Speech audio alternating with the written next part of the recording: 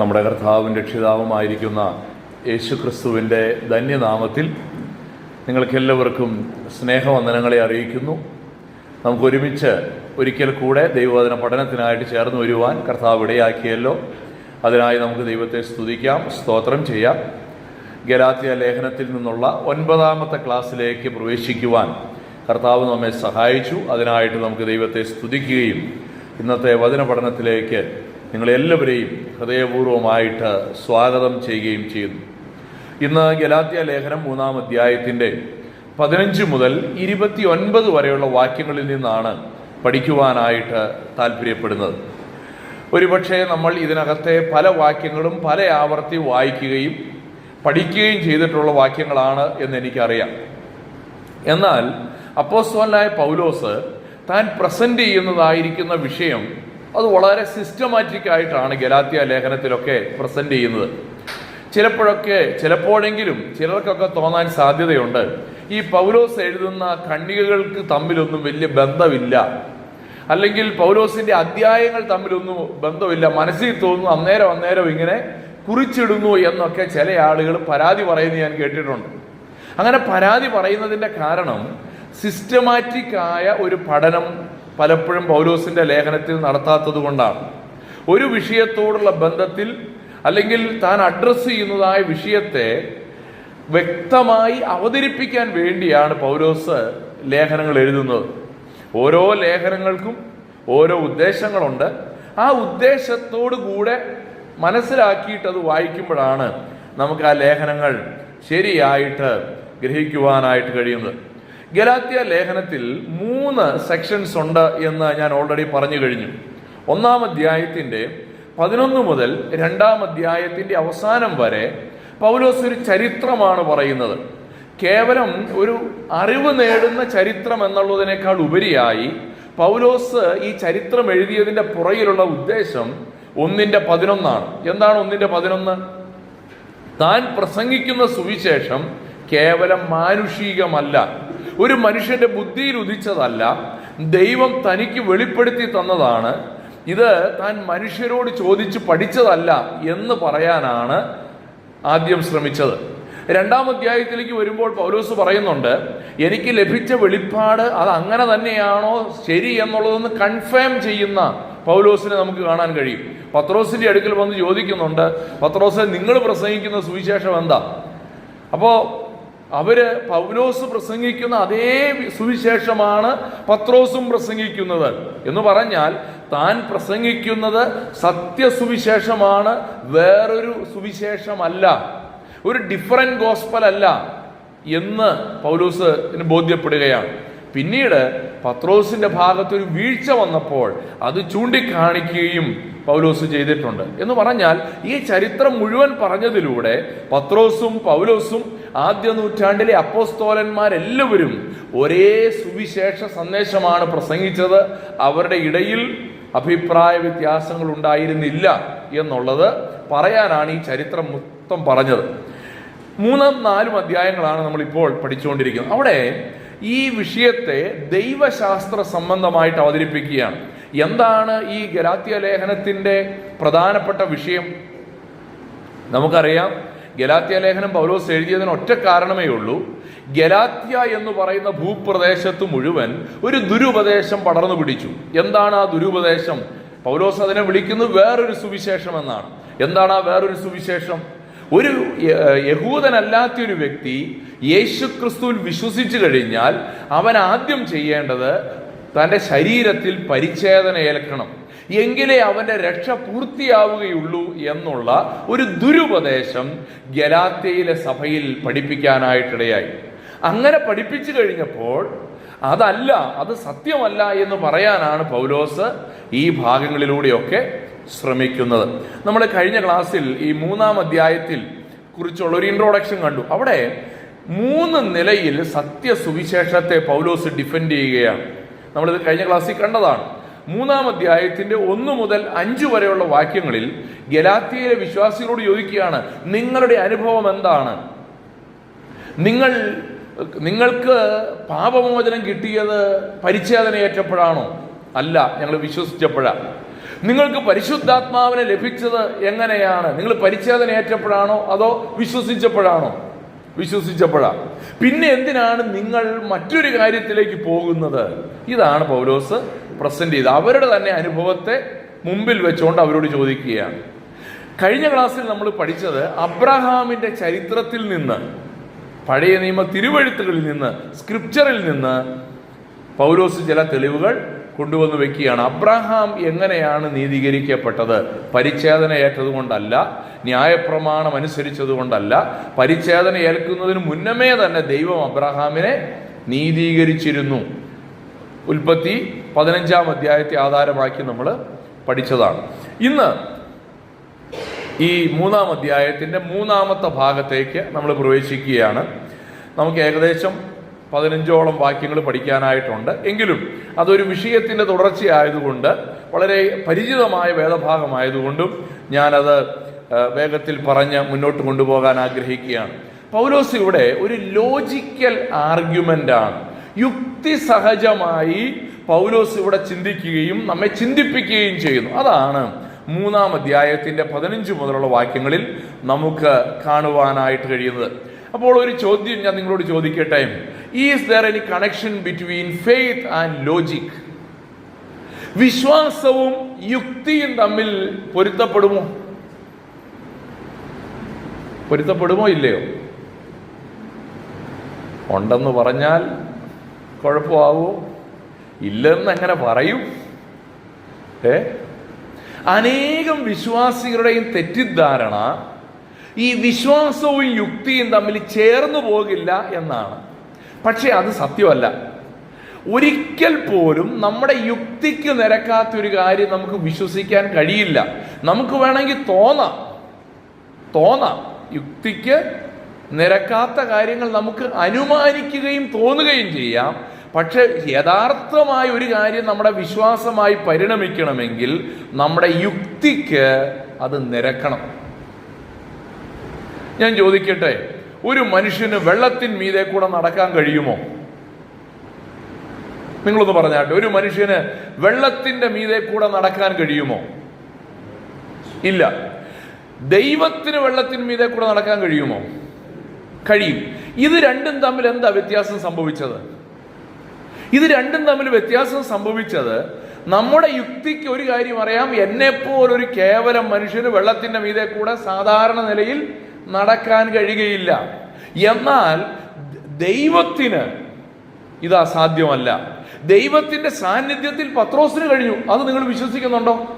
ഞാൻ വിശ്വസിക്കുന്നുണ്ട്, നിങ്ങളും വിശ്വസിക്കുന്നുണ്ട്. എന്താ കാരണം?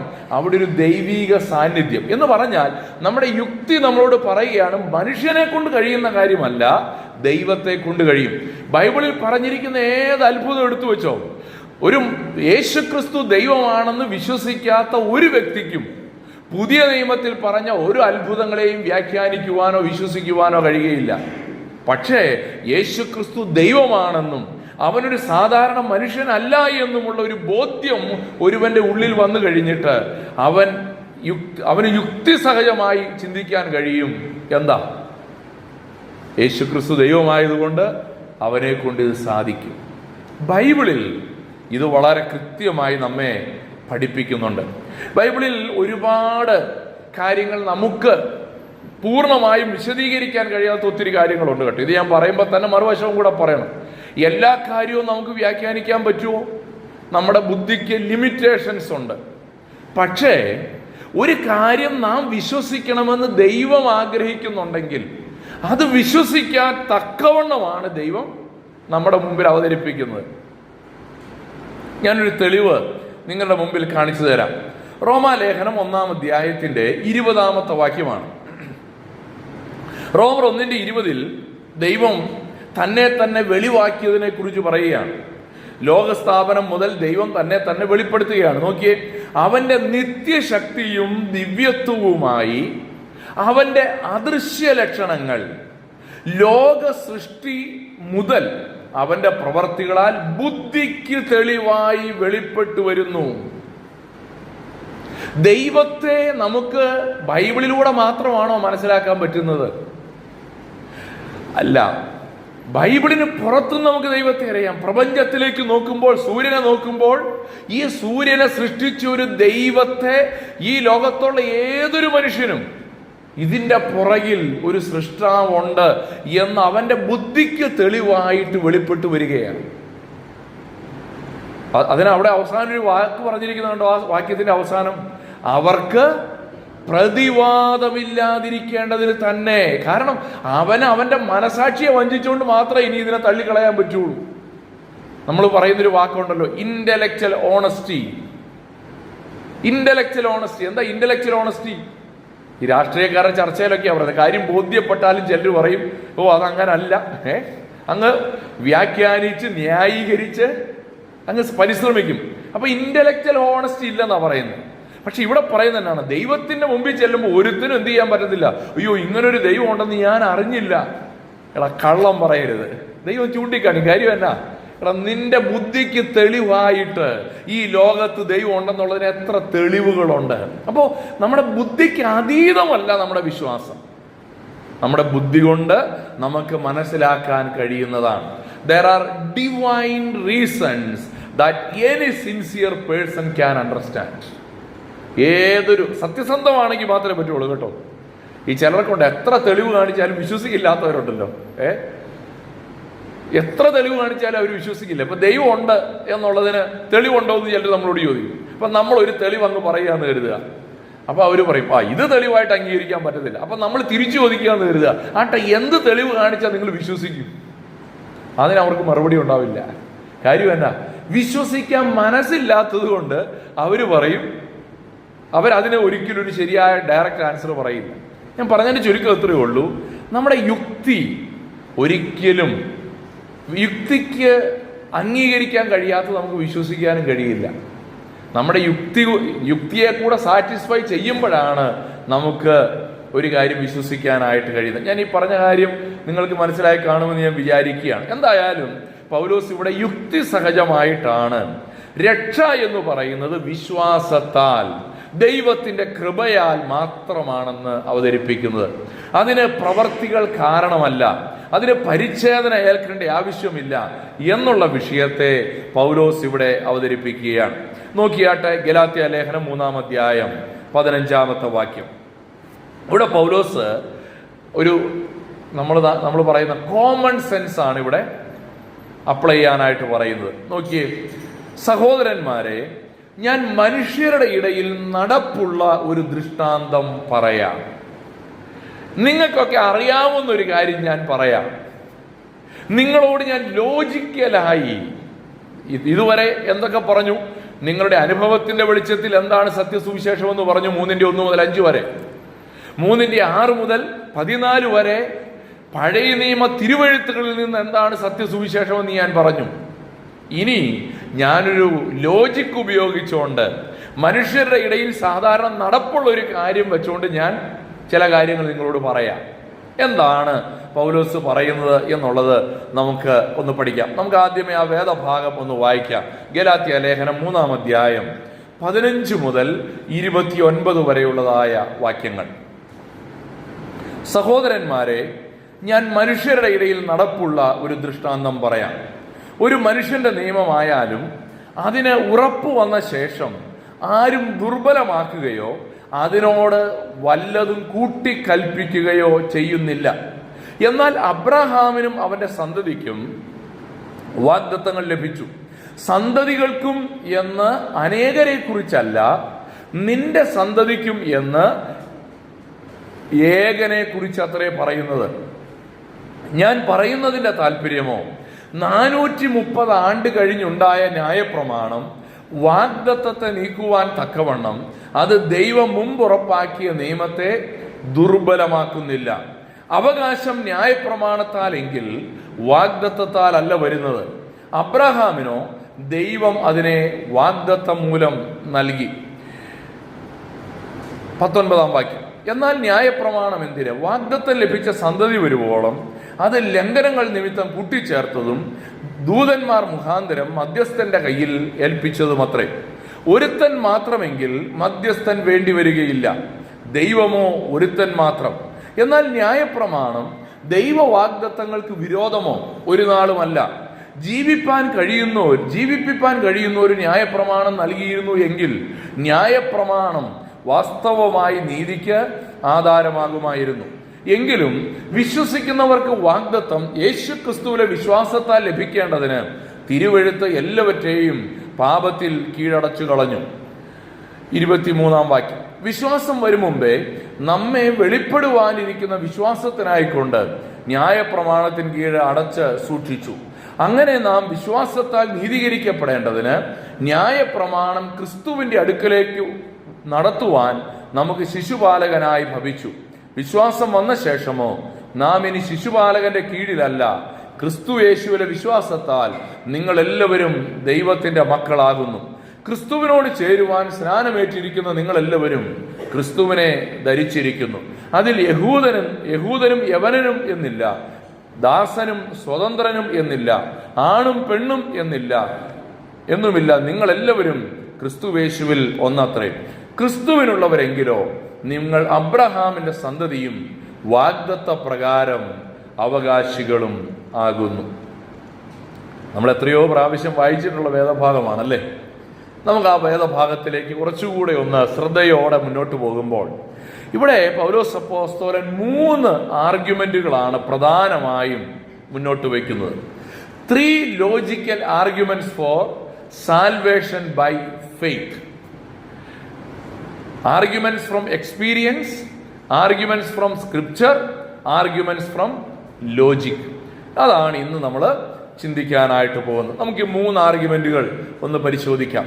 ഒന്നാമത്തെ ആർഗ്യുമെന്റ്, ഇതിനെ 3 ലോജിക്കൽ ആർഗ്യുമെന്റ് എന്ന് പറയുന്നതിനേക്കാൾ ഒരാർഗ്യുമെന്റും അതിനെ സപ്പോർട്ട് ചെയ്യുന്ന 2 പോയിന്റുകളും അല്ലെങ്കിൽ അതിനെ എക്സ്പ്ലെയിൻ ചെയ്യുന്ന 2 പോയിന്റുകളെന്നും വേണമെങ്കിൽ നമുക്ക് എടുക്കാവുന്നതേ ഉള്ളൂ.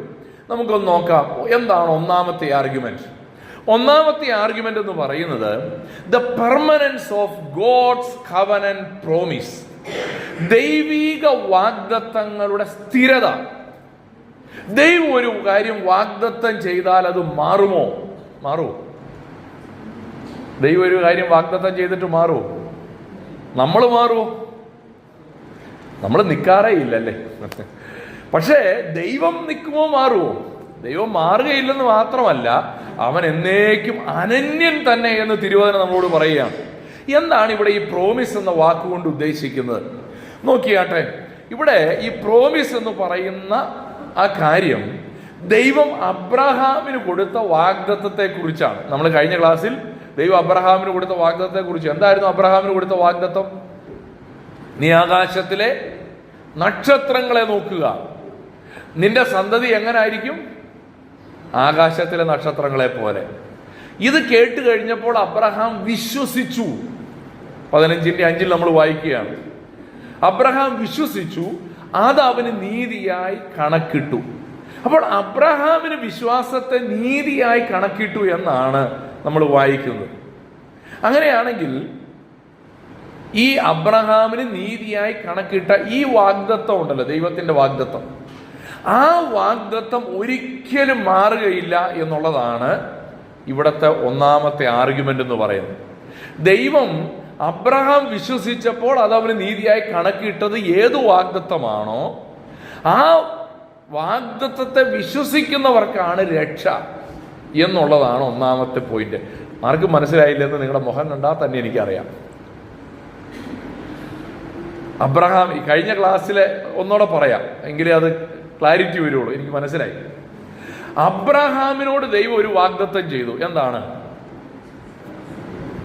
അബ്രഹാമിനെ വിളിച്ചു, 75-ാമത്തെ വയസ്സിൽ പറഞ്ഞു, നിനക്ക് ആകാശത്തിലെ നക്ഷത്രങ്ങളെ പോലെ സന്തതിയെ തരാം. 75 വയസ്സ് കഴിഞ്ഞ് അബ്രഹാം പറഞ്ഞു, ആമേൻ, ഞാൻ അങ്ങനെ വിശ്വസിക്കുന്നു. ഉൽപ്പത്തി 15:5 പറയുകയാണ്, അബ്രഹാം അത് വിശ്വസിച്ചു, അത് അവന് നീതിയായി കണക്കിട്ടു. അപ്പോൾ ദൈവം ഒരു വാഗ്ദത്തം ചെയ്യുകയും ആ വാഗ്ദത്തം വിശ്വസിച്ചവന് അത് നീതിയായിട്ട് കണക്കിടുകയും ചെയ്തു. അപ്പോൾ ദൈവത്തിന്റെ പ്രമാണം എന്താണെന്ന് ചോദിച്ചാൽ, ദൈവത്തിന്റെ വാഗ്ദത്തത്തെ വിശ്വസിക്കുന്നവനാണ് നീതി. മനസ്സിലായോ? ആരെയാണ് ദൈവം നീതീകരിക്കുന്നത്? ആരെയാണ് ദൈവം നീതിമാൻ എന്ന് പ്രഖ്യാപിക്കുന്നത്? ആരാണ് യഥാർത്ഥമായി രക്ഷിക്കപ്പെടുന്നത്? ദൈവത്തിന്റെ വാഗ്ദത്തത്തെ വിശ്വസിക്കുന്നവൻ. യേശു ക്രിസ്തു എന്ന വാഗ്ദത്തത്തെ വിശ്വസിച്ചവനാണ് ഇന്ന് പുതിയ നിയമത്തിൽ എന്ത് ചെയ്തത്? വിശ്വസിച്ചവരാണ് രക്ഷിക്കപ്പെടുന്നത്. എന്ന് പറഞ്ഞാൽ വാഗ്ദത്തത്തിലുള്ള വിശ്വാസത്താലാണ് രക്ഷിക്കപ്പെടുന്നത് എന്നുള്ളത് ആ നിയമത്തിന് ഒരിക്കലും മാറ്റമില്ല. അതാണ് the permanence of God's covenant promise. അതാണ് അവിടെ എഴുതിയിരിക്കുന്നത്. നോക്കിയേ, ഒരു മനുഷ്യന്റെ നിയമമായാലും, ഇവിടെ ആ നിയമം എന്നുള്ളതിന് കവനന്റ്, ഉടമ്പടി എന്നർത്ഥമുണ്ട്. അല്ലെങ്കിൽ നമ്മൾ ഈ മുദ്രപത്രത്തിൽ ആധാരം എഴുതുമല്ലോ, വിൽപത്രം എഴുതുമല്ലോ, ഇങ്ങനെ എഴുതുന്നതിനെ കുറിച്ചൊക്കെയാണ് ആ വാക്ക് മെൻഷൻ ചെയ്യുന്നത്, അർത്ഥമാക്കുന്നത്. അങ്ങനെ ഒരു മനുഷ്യന്റെ നിയമമായാലും അത് ഉറപ്പ് വന്നതിന് ശേഷം, നമ്മുടെ ഭാഷയിൽ പറഞ്ഞാൽ കൊണ്ടുപോയി രജിസ്റ്റർ ചെയ്ത് കഴിഞ്ഞാൽ അവിടെ പറയുകയാണ്, ആരും ദുർബലമാക്കുകയോ അതിനോട് വല്ലതും കൂട്ടിക്കൽപ്പിക്കുകയോ ചെയ്യുന്നില്ല. ഈ പറഞ്ഞത് നമുക്ക് മനസ്സിലാവുന്ന കാര്യമല്ലേ? നിങ്ങളാരും വിൽപത്രം ഒന്നും എഴുതി കാണില്ല, എന്നാലും ഞാൻ പറയുക കേട്ടോ. നമ്മളൊരു ആധാരം എഴുതുവോ അല്ലെങ്കിൽ ഒരു എഗ്രിമെന്റ്, ആ വാക്കങ്ങ് ഉപയോഗിച്ച് ആർക്കും വിഷമം തോന്നുന്നില്ലല്ലോ. വിൽപത്രം എന്നൊക്കെ ആക്കുമ്പോൾ ഒരു എന്തിനാ വെറുതെ. നമ്മളൊരു എഗ്രിമെന്റ് എഴുതുകയാണ്. അപ്പൊ നമ്മളൊരു എഗ്രിമെന്റ് എഴുതി ആ എഗ്രിമെന്റ് രജിസ്റ്റർ ചെയ്തു. പിന്നെ നമുക്ക് അതിനോട് കൂട്ടിച്ചേർക്കാനോ അതിനെ ദുർബലപ്പെടുത്തണമെങ്കിൽ വേറെ എന്ത് ചെയ്യണം? വാസ്തവത്തിൽ ഇത് നേരിട്ട് ദുർബലപ്പെടുത്താൻ കഴിയില്ല, നേരിട്ട് അതിനെ ക്യാൻസൽ ചെയ്യാനും പറ്റത്തില്ല. പിന്നെ എന്ത് ചെയ്യണം? അതിനായി ഓവർ റൂൾ ചെയ്യുക എന്ന് പറയുക അല്ലേ? ഓവർ റൂൾ ചെയ്യും. അതിന് നമ്മൾ ബുദ്ധിശാലികളാണ്, നമ്മൾ അതിന് വേറെ നിയമം ഉണ്ടാക്കും. ഒരു നിയമത്തെ മറികടക്കാൻ നമ്മൾ എന്ത് ചെയ്യും? വേറെ നിയമം ഉണ്ടാക്കിയാ മറികടക്കുന്നത്. ആ നിയമത്തെ എന്ത് ചെയ്യുന്നില്ല? ദുർബലപ്പെടുത്തുകയോ അല്ലെങ്കിൽ എന്ത് ചെയ്യുന്നില്ല? കൂട്ടിച്ചേർക്കാനോ പറ്റില്ല. എന്നതുപോലെ വിശ്വാസത്താലാണ് രക്ഷ എന്നുള്ളത് അബ്രഹാമിന് ദൈവം വാഗ്ദത്തം ചെയ്തപ്പോൾ ഉറപ്പ് കൊടുത്തൊരു കാര്യം. അത് അബ്രഹാമിന് മാത്രമല്ല, എല്ലാ കാലത്തും ആ നിയമത്തിന് മാറ്റമില്ല. അബ്രഹാമിന്റെ കാലഘട്ടത്തിലും മോശയുടെ കാലഘട്ടത്തിലും ദാവീദിന്റെ കാലഘട്ടത്തിലും ദാനിയേലിന്റെ കാലഘട്ടത്തിലും പുതിയ നിയമത്തിന്റെ കാലഘട്ടത്തിലും നാം ജീവിക്കുന്ന ഈ കാലഘട്ടത്തിലും രക്ഷ എന്ന് പറയുന്നത് വിശ്വാസത്താൽ മാത്രമാണ്. അതിനെ ഒരിക്കലും ദുർബലപ്പെടുത്തുവാനായിട്ട് സാധ്യമല്ല എന്നാണ് ഇവിടെ അപ്പോസ്തലനായ പൗലോസ് നമ്മെ ഓർമ്മിപ്പിക്കുന്നത്. ഇപ്പൊ നിങ്ങളുടെ മനസ്സിൽ ഒത്തിരി സംശയങ്ങൾ വന്ന് കാണും അല്ലേ? അവസാനം ഒരു 10 മിനിറ്റ് ഞാൻ ചോദ്യം ചോദിക്കാൻ ഇട്ട് തരാം, അന്നേരം ചോദിക്കണം. കാരണം ഇപ്പൊ നിങ്ങളുടെ മനസ്സിൽ വന്ന ചില ചോദ്യങ്ങളുടെ, സംശയങ്ങളുടെ ഉത്തരം ഇനി വരുന്ന ചില സ്ലൈഡുകളിൽ ഉണ്ടാകും. അവിടെ തീരാത്തത് ഞാൻ അവസാനം ക്ലിയർ ചെയ്യുന്നതായിരിക്കും. അപ്പോൾ ഇവിടെ ഒരു നിയമം ഉണ്ടാക്കിയാൽ ആ നിയമത്തെ നേരിട്ട് ആർക്കും ദുർബലപ്പെടുത്തുവാനായിട്ട് കഴിയുകയില്ല. നോക്കിയേ, 16-ാം വാക്യത്തിൽ ഇങ്ങനെ പറയുന്നു, എന്നാൽ അബ്രഹാമിനും അവന്റെ സന്തതിക്കും വാഗ്ദത്തങ്ങൾ ലഭിച്ചു. സന്തതികൾക്കും എന്ന് അനേകരെ കുറിച്ചല്ല, നിന്റെ സന്തതിക്കും എന്ന് ഏകനെ കുറിച്ചത്രേ പറയുന്നത്. അത് ക്രിസ്തു തന്നെ. അബ്രഹാമിന്റെ സന്തതി എന്ന് പറഞ്ഞപ്പോൾ പൗലോസ് അവിടെ ഒരു കാര്യം ഗ്രാമാറ്റിക്കലി പോയിന്റ് ഔട്ട് ചെയ്യാണ്. എന്താണ്? സിംഗുലർ ആണ്, പ്ലൂറൽ അല്ല. എന്ന് പറഞ്ഞാൽ അബ്രഹാമിന് എത്ര മക്കളുണ്ടായിരുന്നു? മൊത്തം കൺഫ്യൂഷൻ ആവും അല്ലേ? ആരാ? അബ്രഹാമിന്റെ മകൻ ഇസഹാക്ക്. ഇവിടെ ആ ഇസഹാക്കിനെ കുറിച്ചല്ല പറയുന്നത്. ഇവിടെ പറയുന്നത് ആരെ കുറിച്ചാണ്? സന്തതിക്കുമെന്ന് അനേകരെ കുറിച്ചല്ല, നിന്റെ സന്തതിക്കുമെന്ന് ഏകനെ കുറിച്ച് അത്രേ പറയുന്നത്. അതാരാണ്? ക്രിസ്തു. എന്ന് പറഞ്ഞാൽ നമ്മൾ മത്തായിയുടെ സുവിശേഷം വായിക്കുമ്പോൾ യേശു ക്രിസ്തുവിന്റെ വംശാവലിയാണ്. ആരിൽ നിന്നാണ് തുടങ്ങുന്നത്? അബ്രഹാം ഇസ്ഹാക്കിനെ ജനിപ്പിച്ചു, ഇസ്ഹാക്ക് യാക്കോബിനെ ജനിപ്പിച്ചു എന്നും പറഞ്ഞ് 14 എന്നും പറഞ്ഞു വന്ന അവസാനം യേശു ക്രിസ്തുവിൽ വന്ന് നിൽക്കുക. അബ്രഹാമിന്റെ സന്തതിയായി ജനിച്ച യേശു ക്രിസ്തു എന്നാണ് ആ സന്തതിയെ കുറിച്ച് ഉദ്ദേശിക്കുന്നത്. അങ്ങനാണെങ്കിൽ ആ സന്തതി എന്ന് പറയുന്നത് അബ്രഹാമിന്റെ വംശപരമ്പരയല്ല, നേരെ മറിച്ച് വാഗ്ദത്ത സന്തതിയായ ക്രിസ്തുവിനെ കുറിച്ചാണെന്ന് പറയാം. എന്താണ് അതുകൊണ്ട് ഉദ്ദേശിക്കുന്നത്? വാഗ്ദത്തം, അതാണ് അവിടുത്തെ വിഷയം. ദൈവം വാഗ്ദത്തം ചെയ്തു, ക്രിസ്തുവിനെ വാഗ്ദത്തം ചെയ്തു. അബ്രഹാമിന്റെ സന്തതി, നിന്റെ സന്തതികൾ മുഖാന്തരം സകല ജാതികൾ എന്ത് ചെയ്യും? അനുഗ്രഹിക്കപ്പെടും. അത് ആരിലൂടെ അനുഗ്രഹിക്കപ്പെടുന്നത്? യഹൂദൻ വിചാരിച്ചത് ഞങ്ങളിലൂടെയാണെന്നാ. പക്ഷെ പുതിയ നിയമം കൂടെ ചേർത്ത് വെച്ച് വായിക്കുമ്പോഴാണ് മനസ്സിലായത് അത് യഹൂദന്റെ പാരമ്പര്യമോ യഹൂദന്റെ വംശപാരമ്പര്യമോ ഒന്നുമല്ല. അത് ക്രിസ്തു മുഖാന്തരം സകല ജാതികളും അനുഗ്രഹിക്കപ്പെടുമെന്നുള്ളതാണ് വിശുദ്ധ വേദപുസ്തകത്തിന്റെ പഠിപ്പിക്കൽ. 17-ാമത്തെ വാക്യത്തിലേക്ക് വരുമ്പോൾ അവിടെ പറയുന്നൊരു കാര്യം എന്നാണെന്നറിയാമോ? 17-ാമത്തെ വാക്യം ഇതുവരെ പറഞ്ഞത് പൗലോസ് ഒന്ന് ക്ലാരിഫൈ ചെയ്യുകയാണ്. ഞാൻ പറഞ്ഞതിന്റെ താല്പര്യമോ 430 ആണ്ട് കഴിഞ്ഞിട്ടുണ്ടായ ന്യായപ്രമാണം വാഗ്ദത്തത്തെ നീക്കുവാൻ തക്കവണ്ണം അത് ദൈവം മുമ്പ് ഉറപ്പാക്കിയ നിയമത്തെ ദുർബലമാക്കുന്നില്ല. ഏതാ ഈ 430 ആണ്ട് കഴിഞ്ഞിട്ടുണ്ടായ ന്യായപ്രമാണം? മോശയിക ന്യായപ്രമാണം. ദൈവം അബ്രഹാമിന് വാഗ്ദത്തം ചെയ്തതിന് ശേഷം 430 ആണ്ടുകൾക്ക് ശേഷമാണ് മോശയ്ക്ക് ന്യായപ്രമാണം കൊടുത്തത്. ഈ വാക്കു പറഞ്ഞാൽ മാറാത്ത ദൈവമേ 430 ആണ്ട് കഴിഞ്ഞപ്പോ എൻ്റെ ആ പഴയ നിയമം അത്ര അങ്ങ് പോരാ, ഞാൻ പുതിയൊരു നിയമം തരാമെന്ന് പറഞ്ഞ് പുതിയ നിയമം തന്ന് പഴയതിനെ ക്യാൻസൽ ചെയ്തെന്നാണോ നിങ്ങൾ വിചാരിക്കുന്നത്? അല്ലയോ ഗലാത്യരെ, നിങ്ങൾ അങ്ങനെയാണോ തെറ്റിദ്ധരിച്ചിരിക്കുന്നത്? അങ്ങനെയല്ലേ അല്ല. ദൈവം ഒരിക്കലും എന്ത് ചെയ്യുന്നില്ല? തൻ്റെ വാഗ്ദത്തങ്ങളെ ദുർബലമാക്കുന്നില്ല. പിന്നെ എന്ത് ചെയ്യുന്നേ ഉള്ളൂ? 18-ാം വാക്യം പറയുകയാണ്, അവകാശം ന്യായപ്രമാണത്താലെങ്കിൽ വാഗ്ദത്തത്താൽ അല്ല വരുന്നത്. അബ്രഹാമിനോ ദൈവം അതിനെ വാഗ്ദത്തം മൂലം നൽകി. വാഗ്ദത്ത സന്തതിയുടെ അവകാശം യേശു ക്രിസ്തുവിനാണ്. ഇപ്പൊ കുറെ കാര്യങ്ങൾ മനസ്സിലാകാതെ നിങ്ങൾ ഒരു ക്ലാരിറ്റി കുറവിലാണ് നിങ്ങൾ ഇരിക്കുന്നത്. നിങ്ങളുടെ മുഖത്തുനിന്ന് എനിക്ക് അറിയാം. നമ്മളെ ഈ ന്യായപ്രമാണത്തെ കുറിച്ച് ഉള്ള അടുത്ത പോയിന്റ് പറഞ്ഞു കഴിഞ്ഞിട്ട് നിങ്ങൾക്ക് മനസ്സിലായില്ലെങ്കിൽ നമുക്കത് ആൻസർ ചെയ്യാം. ഓക്കെ,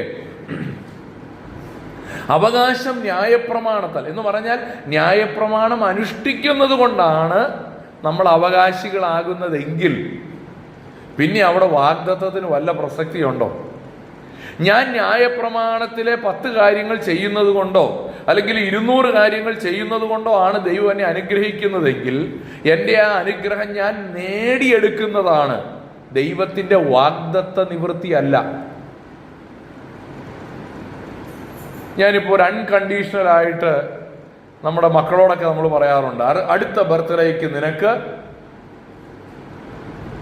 ഒരു സ്പൈഡർമാൻ്റെ ഷൂ വാങ്ങി തന്നേക്കാം എന്ന് പറയുകയെന്ന് വിചാരിക്കുക.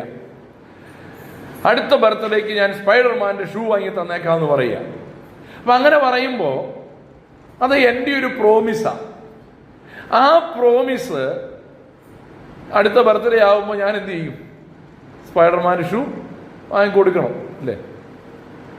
പക്ഷേ എൻ്റെ മോൻ പറയുകയാണ്, ഞാൻ ഇത് നേടിയെടുക്കാൻ വേണ്ടി നന്നായിട്ട് പഠിച്ചു, ഞാൻ വീടൊക്കെ വൃത്തിയായിട്ട് സൂക്ഷിച്ചു, ഭിത്തിയിലൊന്നും പേന കൊണ്ട് വരച്ചില്ല, അല്ലെങ്കിൽ അപ്പ എന്തെങ്കിലും ജോലി ചെയ്യുമ്പോൾ ഞാൻ അപ്പേനെ സഹായിച്ചു, അതുകൊണ്ടാണ് എനിക്ക് ഷൂ വാങ്ങി തന്നേന്ന് പറഞ്ഞാലോ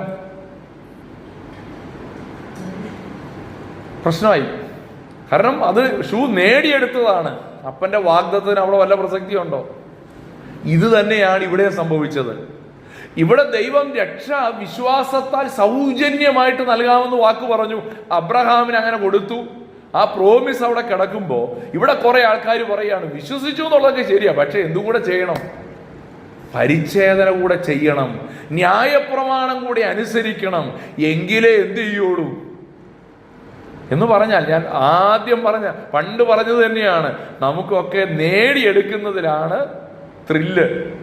ദൈവം സൗജന്യമായി തരുന്നത് കൈ നീട്ടി താങ്ക് യു പറഞ്ഞ് സ്വീകരിക്കാൻ പലപ്പോഴും നമുക്ക് മനസ്സില്ല. പലപ്പോഴും നമുക്ക് ഞാൻ നേടിയതാണ് എന്ന് പറയുന്നതിലാണ് നമ്മൾ എന്ത് ചെയ്യുന്നത്? നെഞ്ചു വിരിച്ചു പറയുന്നത്. കാരണം നേടിയതാന്ന് പറയുമ്പോൾ നെഞ്ചു വിരിയും, പക്ഷെ സൗജന്യമായി കിട്ടിയതാന്ന് പറയുമ്പോൾ നമ്മൾ അല്പം കുനിയണം അല്ലേ? ഇതിലേതാ നമുക്ക് ഇഷ്ടമുള്ളത്? കൈ നീട്ടി കുനിഞ്ഞ് സ്വീകരിക്കുന്നതിലാണോ നെഞ്ചു വിരിച്ച്? ഇതൊക്കെ ഞാനേ ഇപ്പൊ അടുത്ത ഇടയ്ക്കൊക്കെ പറയുന്ന ഒരു ഫ്രേസ് ഉണ്ട്, ഒറ്റയ്ക്ക് വഴിവെട്ടി വന്നവനാടാ എന്നൊക്കെ പറഞ്ഞ് പിള്ളേര് പറയുന്ന കേൾക്കാം. കാര്യം എന്നാ? ഇതൊക്കെ ഞാൻ നേടിയെടുത്തതാണ്. സെൽഫ് പ്രൈഡാണത്. രക്ഷ അങ്ങനെ സ്വയപ്രശംസയോടുകൂടെ നേടിയെടുക്കാൻ കഴിയുന്ന ഒന്നല്ല. ദൈവം വാഗ്ദത്തത്താലാണ് രക്ഷ തരുന്നത് എന്നുള്ള പ്രമാണത്തിന് ഒരിക്കൽ ദൈവം ഉറപ്പിച്ചതാണെങ്കിൽ അതിന് ഏത് കാലഘട്ടത്തിലും അതിനൊരു മാറ്റവും ഇല്ല. ചില ആൾക്കാർ തെറ്റിദ്ധരിച്ചിരിക്കുന്നത് എന്നാണെന്നറിയാമോ? ന്യായപ്രമാണ യുഗത്തിൽ, ന്യായപ്രമാണ കാലഘട്ടത്തിൽ ന്യായപ്രമാണം അനുഷ്ഠിക്കുന്നതിലൂടെ ആളുകൾ രക്ഷിക്കപ്പെടുമായിരുന്നു എന്ന് തെറ്റിദ്ധരിച്ചിരിക്കുന്ന കുറെ ആൾക്കാരുണ്ട്. ഇല്ല, അങ്ങനല്ല. അതൊക്കെ തെറ്റിദ്ധാരണയാണ്. അത് വേദപുസ്തകം ശ്രദ്ധയോടെ പഠിക്കാത്തത് കൊണ്ട് നമ്മൾ പറയുമല്ലോ, അരവൈദ്യം ആളെ കൊല്ലു എന്ന് പറയുന്ന പോലെ അത് ശരിക്കും മനസ്സിലാകാതെ പോയത് കൊണ്ട് സംഭവിച്ചൊരു കാര്യം. അങ്ങനെ ആയിരുന്നെങ്കിൽ ദൈവം ഇന്നലെയും ഇന്നും എന്നേക്കും അനന്യനാണെന്ന് പറയാൻ പറ്റൂ? ഇടയ്ക്കിടയ്ക്ക് നിയമം മാറ്റുകയാണെങ്കിൽ. ഒരു സമയത്തൊക്കെ അബ്രഹാമിനൊക്കെ വിശ്വസിച്ചപ്പോൾ രക്ഷ, പുതിയ നിയമകാലത്തും വിശ്വസിച്ച ആ രക്ഷ, ഇടയ്ക്ക് കുറെ കാലം ന്യായപ്രമാണത്താൽ രക്ഷ. അങ്ങനല്ല. എല്ലാ കാലഘട്ടത്തിലും ദൈവം ഉറപ്പാക്കിയ നിയമം എന്ന് പറയുന്നത് വിശ്വാസത്താലുള്ള രക്ഷയാണ്. അതാണ് ദൈവം വാഗ്ദത്തം ചെയ്തത്. ഒരിക്കലൊരു ദൈവദാസൻ പറഞ്ഞൊരു സ്റ്റേറ്റ്മെന്റ് ഇങ്ങനെയാണ്: God's promises don't disappear, we just need the night to see them. ദൈവത്തിന്റെ വാഗ്ദത്തങ്ങൾ ഒരിക്കലും അപ്രത്യക്ഷമായി പോവുകയില്ല. പക്ഷെ ആ വാഗ്ദത്തങ്ങൾ കാണണമെങ്കിൽ എന്ത് ചെയ്യണം? രാത്രിയാവണം. നക്ഷത്രങ്ങളെ പോലെയാ. നക്ഷത്രങ്ങള് പകൽ അവിടെ ഉണ്ടായിരുന്നു? പകൽ അവിടെ ഉണ്ടോ? ഉണ്ട്. പക്ഷെ അത് കാണണമെങ്കിൽ എന്ത് ചെയ്യണം? രാത്രിയാവും. എന്നതുപോലെയാണ് നമ്മുടെ ജീവിതത്തിൽ ദൈവത്തിന്റെ വാഗ്ദത്തങ്ങൾക്ക് ഒരിക്കലും മാറ്റം വരുന്നില്ല. ചിലപ്പോൾ പകൽ സമയത്ത് നമുക്കത് കാണാൻ കഴിഞ്ഞില്ലെന്ന് വരും. പക്ഷെ അതിന്റെ അർത്ഥം ആ നക്ഷത്രങ്ങൾ അവിടെ ഇല്ലെന്നല്ല. അതുകൊണ്ട് ദൈവമക്കളോട് ഞാൻ പറയട്ടെ, ദൈവത്തിന്റെ വാഗ്ദത്തങ്ങൾ എപ്പോഴും ഊവ് ഊവ് എന്ന് തന്നെയാണ്. അതിനൊരിക്കലും മാറ്റമില്ല. മാറ്റമില്ലാത്തതായി ഈ ലോകത്ത് എന്തെങ്കിലും ഉണ്ടെങ്കിൽ അത് നമ്മുടെ കർത്താവ് മാത്രമാണ്. വാഗ്ദത്തങ്ങളിൽ വിശ്വസ്തൻ, വാക്കുമാറാത്തവൻ. ആ കർത്താവിന് നമുക്ക് സ്തോത്രം ചെയ്യുവാനായിട്ട് കഴിയണം. ഇനി രണ്ടാമത്തെ പോയിന്റിലേക്ക് നമുക്ക് വരാം. ഒന്ന് എന്തായിരുന്നു?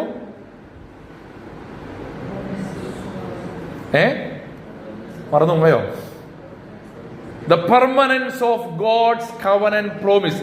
വാഗ്ദത്തത്താലാണ് രക്ഷ എന്നുള്ള ദൈവിക നിയമം സ്ഥിരമാണ്.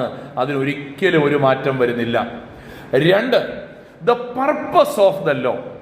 എന്തിനു വേണ്ടിയാ ദൈവ ന്യായപ്രമാണം തന്നത്? നിങ്ങൾ എൻ്റെ കൂടെ ഉണ്ടല്ലോ അല്ലേ? അതോ നിങ്ങൾ വേറെ വഴി, ഒറ്റയ്ക്ക് വഴി വെട്ടി പോകുന്നുണ്ടോ? വഴി വെട്ടി പോകരുതേ, എൻ്റെ കൂടെ അല്ലേ? ഫോളോ ചെയ്യണം. എന്തെങ്കിലും മനസ്സിലായില്ലെങ്കിൽ അതൊന്ന് ഓർക്കാൻ വേണ്ടി കുറിച്ച് വെച്ചേച്ച് കുറച്ച് കഴിഞ്ഞ് എന്നോട് ചോദിച്ചാൽ മതി. എന്തിനാണ് ദൈവം പിന്നെ ഈ 430 ആണ്ട് കഴിഞ്ഞപ്പോൾ മോശയ്ക്ക് ന്യായപ്രമാണം കൊടുത്തത്? ഈ ന്യായപ്രമാണത്തെ കുറിച്ചുള്ള ചില കാര്യങ്ങൾ ഇവിടെ പൗലോസ് നമ്മുടെ മുമ്പിൽ അവതരിപ്പിക്കുകയാണ്. 19 മുതൽ 25 വരെയുള്ള വാക്യങ്ങൾ. അവിടെ ഒന്നാമത് നമ്മൾ മനസ്സിലാക്കേണ്ടത്, ഈ ന്യായപ്രമാണം കൊടുത്തത് ഒരു താൽക്കാലിക സംവിധാനമായിരുന്നു. അവിടെ നമ്മൾ വായിക്കുന്ന ഇങ്ങനെയാണ് 19-ാം വാക്യത്തിൽ, എന്നാൽ ന്യായപ്രമാണം എന്തിന്? What's the purpose of the law? അതാണ് വാക്യം തുടങ്ങുന്നത് തന്നെ. What was the purpose of the law? എന്തിനാ ന്യായപ്രമാണം ദൈവം കൊടുത്തത്? അതിന്റെ ഉത്തരം പല നിലയിൽ പൗലോസ് ഇവിടെ അവതരിപ്പിക്കുകയാണ്. ഒന്ന്, വാഗ്ദത്തം ലഭിച്ച സന്തതി വരുവോളം. ആരാണ് ആ സന്തതി? യേശുക്രിസ്തു. യേശുക്രിസ്തു വരുവോളം അത് ലംഘനങ്ങൾ നിമിത്തം കൂട്ടിച്ചേർത്തതും ദൂതന്മാർ മുഖാന്തരം മധ്യസ്ഥന്റെ കയ്യിൽ ഏൽപ്പിച്ചതുമത്രേ. ഒരുത്തൻ മാത്രമെങ്കിൽ മധ്യസ്ഥൻ വേണ്ടി വരികയില്ല, ദൈവമോ ഒരുത്തൻ മാത്രം. 19-20 വാക്യം.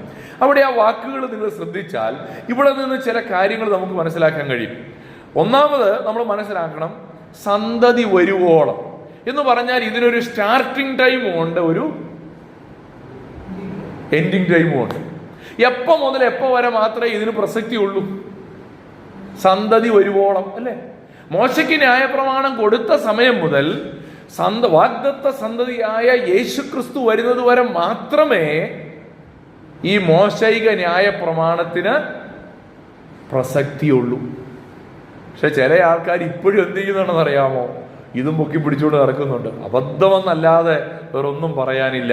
അപ്പോൾ നമ്മൾ മനസ്സിലാക്കേണ്ട ഒരു കാര്യം, ഇതൊരു ടെമ്പററി ഫങ്ഷൻ ഉള്ളൊരു കാര്യം മാത്രമായിരുന്നു. ഇനി അവിടെ നിന്ന് ചില കാര്യങ്ങൾ സൂചിപ്പിക്കണം.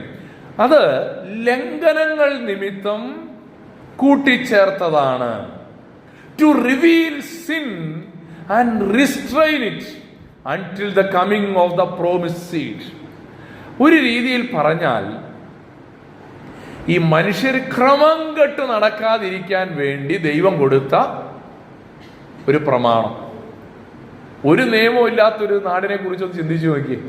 ഒരു നിയമവും ഇല്ലാത്തൊരു നാട്. ഇന്ത്യയുടെ ചില സ്റ്റേറ്റുകളിലൂടെയൊക്കെ യാത്ര ചെയ്ത്, നിങ്ങളൊക്കെ യാത്ര ചെയ്തിട്ടുള്ളവരായതുകൊണ്ട് നിങ്ങൾക്ക് അറിയാം, ചില സ്റ്റേറ്റുകളിലൊക്കെ ചെന്നാൽ തോന്നും ഈ നാട്ടിൽ 3 പേര് ബൈക്കിൽ കയറണമെന്ന് നിർബന്ധമാണ്.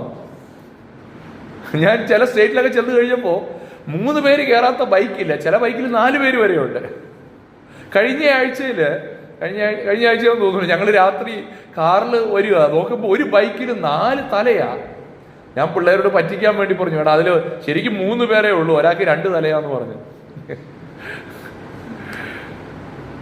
ചില നാട്ടിലൊക്കെ ചെന്നാൽ ഇവിടെ ഒരു നിയമമില്ലെന്ന് തോന്നിപ്പോകും. നമ്മുടെ നാട്ടിലൊക്കെ ബൈക്ക് ഓടിക്കുമ്പോൾ ലെഫ്റ്റ് സൈഡിൽ കൂടെ ഓടിക്കണമെന്നാ. പക്ഷെ ചില നാട്ടിലൊക്കെ ചെല്ലുമ്പോൾ നമുക്ക് തോന്നും ആദ്യം റൈറ്റ് സൈഡിന്റെ എഡ്ജിൽ ചെന്നിട്ട് പിന്നെ ലെഫ്റ്റ് സൈഡിന്റെ എഡ്ജിലേക്ക് വരണം, പിന്നെ റൈറ്റ് സൈഡിലെ എഡ്ജിലേക്ക് പോകണം, ഇങ്ങനെ വേണം ബൈക്ക് ഓടിക്കാൻ എന്ന് ചില സ്ഥലത്ത്. ഞാൻ ചില സ്റ്റേറ്റുകളിലൊക്കെ ചെന്നപ്പോൾ കണ്ട ഒരു കാഴ്ചയാണ്. എന്നെ ഒത്തിരി ചിരിപ്പിച്ചിട്ടുണ്ട് അത് കണ്ടിട്ട്. അവർ വീഴുന്നതും കണ്ടിട്ടുണ്ട്. അപ്പം എന്തിനാണ് ദൈവം ഒരു ന്യായപ്രമാണം കൊടുത്തത് എന്നുള്ളതിനെ ഒന്ന് പൗലോസ് വിശദീകരിക്കുകയാണ്. ടു റിവീൽ സിൻ, പാപത്തെ വെളിപ്പെടുത്താൻ. എന്തിനാ കണ്ണാടി നമുക്ക് തരുന്നേ? നമ്മളൊരു കണ്ണാടിയിൽ നോക്കണേ എന്തിനാ കണ്ണാടി നോക്കുന്നേ? കണ്ണാടി നോക്കിയാ എൻ്റെ മുഖം ഭംഗിയാവൂ? നമ്മൾ ചിലരോട് പറയും വല്ലപ്പോഴൊക്കെ ഒന്ന് കണ്ണാടി നോക്കണമെന്ന്. വലിയ സുന്ദരനാന്നാ വിചാരം. വല്ലപ്പോഴൊക്കെ കണ്ണാടി നോക്കണം. കാര്യം എന്നാ? കണ്ണാടി നോക്കിയ സുന്ദരനാവൂന്നാണോ അതിന്റെ അർത്ഥം? അല്ല. കണ്ണാടി നോക്കുമ്പോഴേ എടാ എൻ്റെ അവസ്ഥ ഇത്ര മോശമായിരുന്നോ തിരിച്ചറിയും എന്ന് പറഞ്ഞാൽ, നമ്മുടെ മുഖത്ത് അഴുക്കുണ്ടെങ്കിൽ, നമ്മുടെ മുഖത്ത് എന്തെങ്കിലും വൃത്തിയില്ലാതെ ഇരിക്കുന്നുണ്ടെങ്കിൽ, ഭംഗിയില്ലാതെ ഇരിക്കുന്നുണ്ടെങ്കിൽ അത് വെളിപ്പെടുത്തി തരിക. ഇതാണ് ന്യായപ്രമാണത്തിന്റെ ഉദ്ദേശം. To reveal sin and restrain it. പിന്നെ മറ്റൊരു കാര്യം അവിടെ പറയുന്നത് എന്താണെന്നറിയാമോ? ലംഘനങ്ങൾ നിമിത്തം കൂട്ടിച്ചേർത്തതാണ്. മനുഷ്യന് ഞാൻ എന്തുമാത്രം വലിയ പാപിയാന്ന് മനസ്സിലാകണം എന്നുണ്ടെങ്കിൽ ന്യായപ്രമാണം വേണ്ടേ? ഒരു നിയമം ഇല്ലാത്തോടത്ത് നമുക്ക് എത്രമാത്രം കുറ്റക്കാരനാണെന്ന് മനസ്സിലാവൂ. ഇന്ന് എൻ്റെ കാറിന് ഒരു പരിവാഹൻ ചെല്ലാൻ കിട്ടി.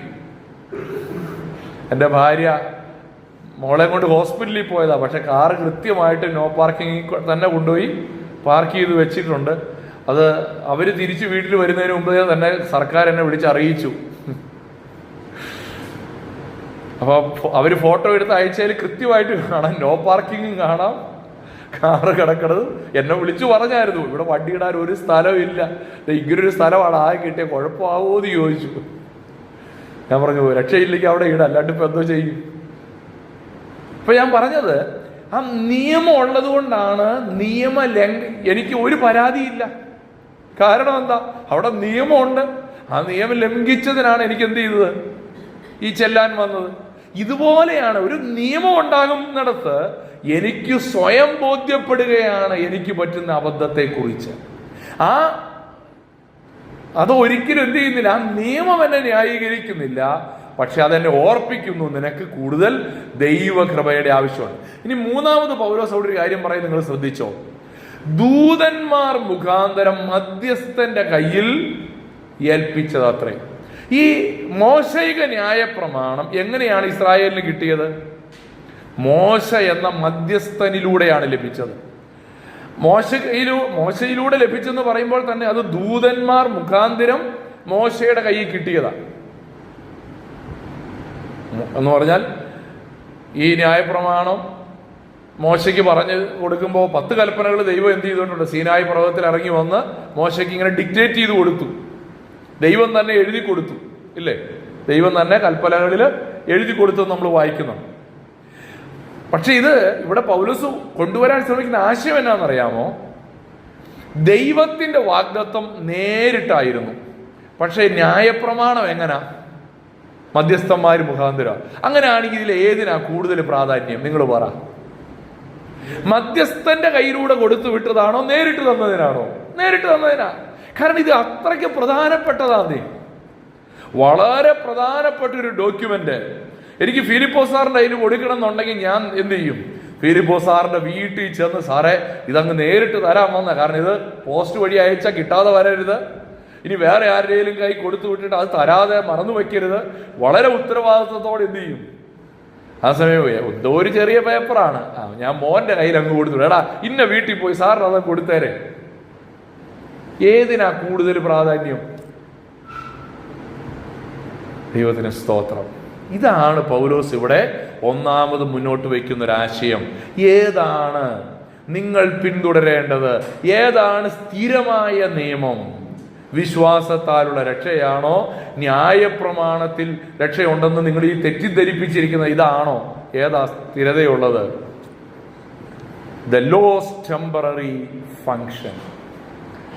മാത്രമല്ല, അതിനോട് ചേർന്ന് 21 മുതലുള്ള വാക്യങ്ങളിൽ പൗലോസ് പറയുന്നത്, ഈ ന്യായപ്രമാണവും ദൈവിക വാഗ്ദത്തങ്ങളും വൈരുദ്ധ്യങ്ങളല്ല, കോൺട്രഡിക്റ്റിംഗ് അല്ല, ഓപ്പോസിംഗ് അല്ല. പലരുടെയും വിചാരം എന്നാണെന്നറിയാവോ? ഒരു വശത്ത് കൃപയാലുള്ള രക്ഷയും മറുവശത്ത് ന്യായപ്രമാണത്താലുള്ള രക്ഷയും. അങ്ങനല്ല. ഇതിന് രണ്ടിനും രണ്ട് ഉദ്ദേശമാണ്. ഞാൻ ഇന്നലെ ഒരു വീട്ടിൽ ചെന്നു, ഇന്നലെ രാത്രിയാണ്. ഒരു വീട്ടിൽ ചെന്ന് അങ്ങനെ വർത്തമാനം പറഞ്ഞുകൊണ്ടിരിക്കുന്നതിൻ്റെ ഇടയ്ക്ക് എന്തോ ഒരു കാര്യം ചോദിച്ചപ്പോൾ അവരൊരു പേപ്പർ എടുത്തു തരാൻ വേണ്ടി ആ ഹോളിൽ ഇരിക്കുന്ന ഒരു ഫ്രിഡ്ജ് ഇന്ന് തുറന്നു. ഫ്രിഡ്ജ് തുറന്നപ്പോൾ ഞാൻ നോക്കുമ്പോൾ ഇതിനകത്ത് മുഴുവൻ ബുക്കുകളും പുസ്തകങ്ങളും ഒക്കെയാണ്. ഞാൻ പെട്ടെന്ന് തന്നെ ഒരു ഫോട്ടോ എടുത്തു, എൻ്റെ ഫോണിൽ കിടപ്പുണ്ട്. ഒരു ഫോട്ടോയും എടുത്തു. കാര്യമല്ല, ഇത് യൂത്ത്സിനെ കാണിച്ചു കൊടുക്കണം. കാരണം ഫ്രിഡ്ജ് കൊണ്ട് ഇങ്ങനൊരു ഉപയോഗം. വർക്ക് ചെയ്യാത്ത ഫ്രിഡ്ജായപ്പോൾ അവർക്ക് വേറെ ഇത് വെക്കാൻ ഈ അലമാരി ഒന്നും ഇല്ലാതെ വന്നപ്പോൾ അവർ വെച്ചതാ. എന്ന് പറഞ്ഞാൽ കണ്ടാ രണ്ടും ഫ്രിഡ്ജാ. അവിടെ തൊട്ടിപ്പുറത്ത് വേറൊരു ഫ്രിഡ്ജ് ഇരിപ്പുണ്ട് കേട്ടോ. അപ്പൊ ഇത് രണ്ടും കണ്ടാ ഫ്രിഡ്ജാ, പക്ഷെ രണ്ടിനും രണ്ട് ഉപയോഗം എന്നതുപോലെ ഈ ദൈവിക വാഗ്ദത്തത്താൽ വിശ്വാസത്താൽ നാം രക്ഷിക്കപ്പെടുന്നു. എന്നാൽ ന്യായപ്രമാണത്താൽ രക്ഷ എന്നുള്ളതല്ല ദൈവത്തിന്റെ ഉദ്ദേശം. ഇതിന് വ്യത്യസ്തമായൊരു ഉദ്ദേശമുണ്ട് എന്നാണ് ഇവിടെ പൗലോസ് ചേർത്ത് പറയുന്നത്. നോക്കിയേ, 21, 22 വാക്യങ്ങളിൽ പറയുന്നത് എന്താ? എന്നാൽ ന്യായപ്രമാണം ദൈവ വാഗ്ദത്തങ്ങൾക്ക് വിരോധമോ? ഒരു നാളുമല്ല. കണ്ടോ, ദൈവിക വാഗ്ദത്തങ്ങൾക്ക് ഒരിക്കലും ന്യായപ്രമാണം എതിരല്ല. എന്നിട്ട് അവിടെ അത് വിശദീകരിക്കുകയാണ്. ജീവിപ്പിപ്പാൻ കഴിയുന്ന ഒരു ന്യായപ്രമാണം നൽകിയിരുന്നു എങ്കിൽ ന്യായപ്രമാണം വാസ്തവമായി നീതിക്ക് ആധാരമാകുമായിരുന്നു. അതിന്റെ അർത്ഥം എന്താ? വാക്യത്തിന്റെ അർത്ഥം എന്താ? ന്യായപ്രമാണത്തിന് നമ്മളെ ആത്മീയ മരണത്തിൽ നിന്ന് ജീവിപ്പിക്കാൻ കഴിയുമോ? ആ വാക്യത്തിൽ നിന്ന് ഇല്ല. ജീവിപ്പിപ്പാൻ കഴിയുന്ന ഒരു ന്യായപ്രമാണം നൽകിയിരുന്നു എങ്കിൽ അതിന്റെ അർത്ഥം ജീവിപ്പിപ്പാൻ കഴിയില്ല എന്ന് അതിന്റെ അർത്ഥം. എങ്കിൽ ന്യായപ്രമാണം വാസ്തവമായി നീതിക്ക് ആധാരമാകുമായിരുന്നു എന്ന് പറഞ്ഞാൽ ന്യായപ്രമാണം നൽകിയത് ഒരുവന്റെ ആത്മീയ മരണത്തെ മാറ്റി ആത്മീയ ജീവൻ നൽകാൻ വേണ്ടിയല്ല. എന്നിട്ട് 22-ാം വാക്യത്തിൽ പറയുകയാണ്, എങ്കിലും വിശ്വസിക്കുന്നവർക്ക് വാഗ്ദത്തം യേശുക്രിസ്തുവിലെ വിശ്വാസത്താൽ ലഭിക്കേണ്ടതിന് തിരുവെഴുത്ത് എല്ലാവരെയും പാപത്തിന്റെ കീഴെ അടച്ചു കളഞ്ഞു. അതിന്റെ അർത്ഥം എന്താണ്? അവിടെ വിശ്വസിക്കുന്നവർക്ക് എന്നൊരു കാര്യം നിങ്ങൾ കണ്ടോ 22-ാം വാക്യത്തിൽ. എങ്കിലും വിശ്വസിക്കുന്നവർക്ക് വാഗ്ദത്തം യേശുക്രിസ്തുവിലെ വിശ്വാസത്താൽ ലഭിക്കാൻ വേണ്ടി എന്ത് ചെയ്തു? എല്ലാവരും ശ്രദ്ധിച്ചേ. ലഭിക്കാൻ വേണ്ടി എന്ത് ചെയ്തു? തിരുവെഴുത്ത്, ഇവിടെ തിരുവെഴുത്ത് എന്ന് പറയുന്നത് പഴയ നിയമ തിരുവെഴുത്താണ് കേട്ടോ, പഴയ നിയമ ന്യായപ്രമാണം. അതാണ് തിരുവെഴുത്ത് എല്ലാവരെയും പാപത്തിന് കീഴെ അടച്ചു. ഇത് മനസ്സിലാകാൻ വേണ്ടി ഞാനൊരു ഉദാഹരണം പറയാം. ഈ ന്യായപ്രമാണം നൽകിയത് ആരെയും രക്ഷിക്കാൻ വേണ്ടിയല്ല, പക്ഷെ ന്യായപ്രമാണം നൽകിയത് പാപിയാണെന്ന് ബോധ്യപ്പെടുത്താൻ വേണ്ടിയാണ്. ഞാൻ നിങ്ങളോടൊരു ചോദ്യം ചോദിക്കട്ടെ. മത്തായി എഴുതിയ സുവിശേഷത്തിൽ നമ്മൾ വായിക്കുന്നൊരു കാര്യമുണ്ട്, ഗിരിപ്രഭാഷണത്തിൽ. നിന്റെ കണ്ണ് നിനക്ക് ഇടർച്ച വരുത്തുന്നുവെങ്കിൽ കണ്ണ് ചൂഴ്ന്നെടുത്ത് എന്ത് ചെയ്യാ? കളയാ. ഇത് വായിക്കുമ്പോൾ നമ്മുടെയൊക്കെ മനസ്സിൽ വരാറുള്ള ഒരു ചിന്തയല്ല, എത്ര കണ്ണ് കളയേണ്ട വന്നേരെ അല്ലേ, എത്ര കണ്ണ് എന്ന് പറഞ്ഞാൽ ഒരു പ്രമാണം വരുമ്പോഴാണ് നമുക്ക് എന്ത് ചെയ്യുന്നത്, നമ്മുടെ ഫോൾട്ട് മനസ്സിലാകുന്നത് അല്ലേ, നമ്മൾ എത്ര വലിയ പാപിയാണെന്ന് മനസ്സിലാകുന്നത്. ഒരു നമ്മുടെ പാപത്തെ കുറിച്ച് പ്രസംഗകൻ പ്രസംഗമധ്യേ മെൻഷൻ ചെയ്യുമ്പോൾ നമ്മുടെ ഉള്ളിൽ ഒരു കുത്തുള്ളൂ. ഇന്നലെ പള്ളി കഴിഞ്ഞ് കഴിഞ്ഞപ്പോൾ എന്നോട് ഒരാൾ പറഞ്ഞു, എന്നോട് നേരിട്ട് പറഞ്ഞില്ല, വേറൊരാളോട് പറഞ്ഞു, ഇന്നലെ അച്ഛൻ നല്ല കുത്തിയത്. ഞാൻ കുത്തിയതല്ല, പക്ഷെ അദ്ദേഹത്തിന് കുത്തുകൊണ്ടു. കാര്യം എന്നാ, ദൈവവചനം പ്രസംഗിക്കപ്പെട്ടപ്പോൾ, ദൈവത്തിന്റെ പ്രമാണം പ്രസന്റ് ചെയ്തപ്പോൾ എന്ത് ചെയ്യാണ്, അത് നമ്മുടെ ഹൃദയത്തോട് ഇടപെടുകയാണ്. എന്നതുപോലെ ഞാൻ പാപിയാണെന്ന് എനിക്ക് ബോധ്യം വരണമെങ്കിൽ എന്ത് ചെയ്യണം, ഒരു നിയമം ഉണ്ടാകണം. അപ്പോൾ മാത്രമേ എനിക്ക് നിയമലംഘനം ബോധ്യപ്പെടുകയുള്ളൂ. നിയമമില്ലാത്തിടത്തോളം കാലം നിയമലംഘനം എനിക്ക് ബോധ്യപ്പെടില്ല. 20 വർഷം മുമ്പ് ഇന്ത്യയിൽ ഹെൽമറ്റ് വെക്കണമെന്ന് നിയമം ഇല്ലായിരുന്നെന്നാട്ടോ എൻ്റെ വിചാരം. കാരണം എനിക്കൊരു 2007 അങ്ങനെ ഒരു നിയമം വന്നതെന്നാണ് എൻ്റെ ഓർമ്മ. 2 വീലർ ഉപയോഗിക്കുന്നവർക്ക് ഹെൽമറ്റ് നിർബന്ധമാക്കിയത്. അപ്പൊ 2005 ഞാനൊരു ബൈക്ക് ഓടിച്ചു പോകുമ്പോൾ ഒരു പോലീസുകാരനെ കണ്ടാൽ എനിക്ക് ഒരു ജാള്യതയില്ലല്ലോ, ഞാൻ ബൈക്ക് ഒളിപ്പിക്കില്ല, എൻ്റെ കയ്യിൽ ലൈസൻസ് ഉണ്ട്, വണ്ടിയുടെ ബുക്കും പേപ്പറും ഉണ്ട്, പിന്നെ എന്തിനാ പേടിക്കണേ. പക്ഷെ 2007 ശേഷമാണേലോ ഹെൽമെറ്റ് വെക്കാണ്ട് ഒരാൾ പോകുമ്പോൾ എതിരെ വരുന്ന ഒരാൾ ഇത് ഇങ്ങനെ കാണിച്ചാൽ നമ്മൾ വേഗം ബൈക്ക് ഒതുക്കും. കാര്യമല്ല, അടുത്ത വളവിൽ ആൾ നിൽപ്പുണ്ട്. കാരണം ഹെൽമെറ്റ് വെക്കാതെ ഇപ്പൊ പോകാൻ പറ്റില്ല. കാര്യം എന്താണ്, അവിടെ ഒരു നിയമം വന്നു. അപ്പോൾ ഒരു നിയമം വരുമ്പോൾ അത് നമ്മളെ ബോധ്യപ്പെടുത്തുന്നത് ഞാനൊരു നിയമലംഘകനാണ് എന്നുള്ള ബോധ്യമാണ്, ഞാൻ തെറ്റുകാരനാണെന്നുള്ള ബോധ്യമാണ്. ഞാൻ തെറ്റുകാരനായതുകൊണ്ട് എനിക്കിതിൽ നിന്നൊരു രക്ഷ വേണമെന്നുള്ള, ഞാനൊരു പാപിയാണ്, പാപിക്കാണ് രക്ഷകനെ ആവശ്യമുള്ളത്.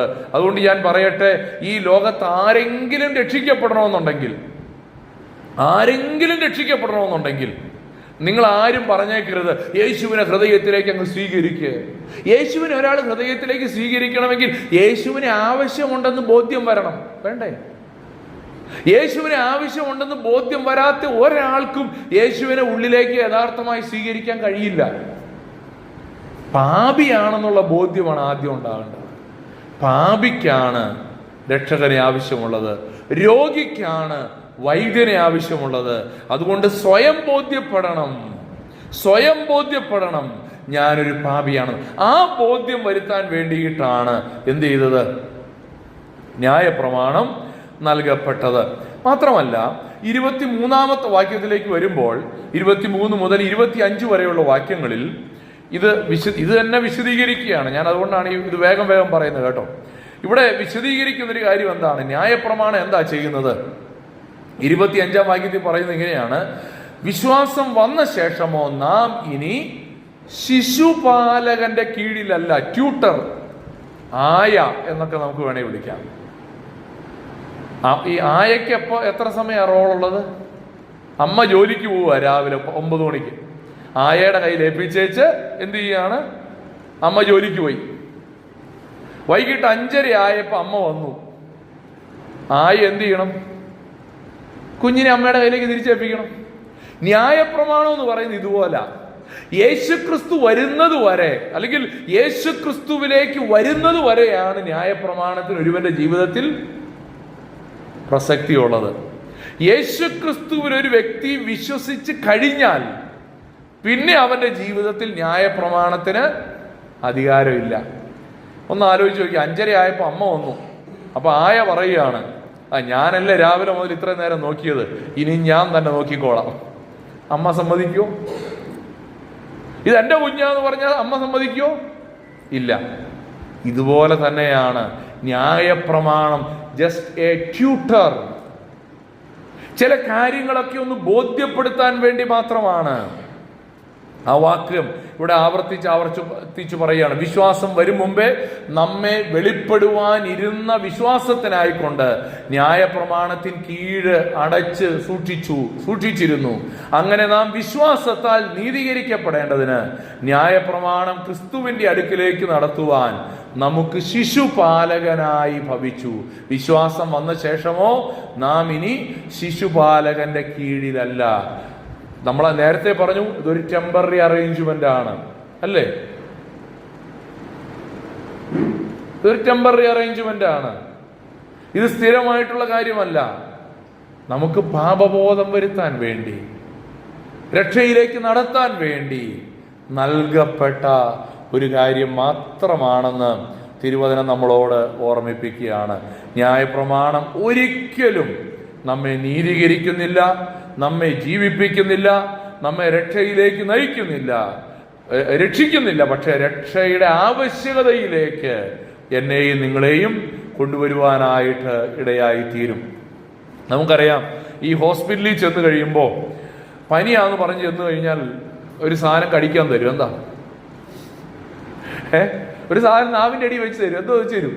തെർമോമീറ്റർ വെച്ച് തരും. ഒരു മിനിറ്റ് തെർമോമീറ്റർ വെച്ച് കഴിഞ്ഞിട്ട് നമ്മൾ പോകും. എൻ്റെ പനിക്ക് ഇച്ചിരി കുറവുണ്ടെന്ന് പറഞ്ഞ് നമ്മൾ തിരിച്ചു പോരൂ. അയ്യോ, പനി മാറാനല്ല തെർമോമീറ്റർ വെച്ചത്, പിന്നെ എന്തിനാ? ആ പനിയുടെ അളവ് മനസ്സിലാക്കാനാ. എന്തിനാ ന്യായപ്രമാണം തന്നത്?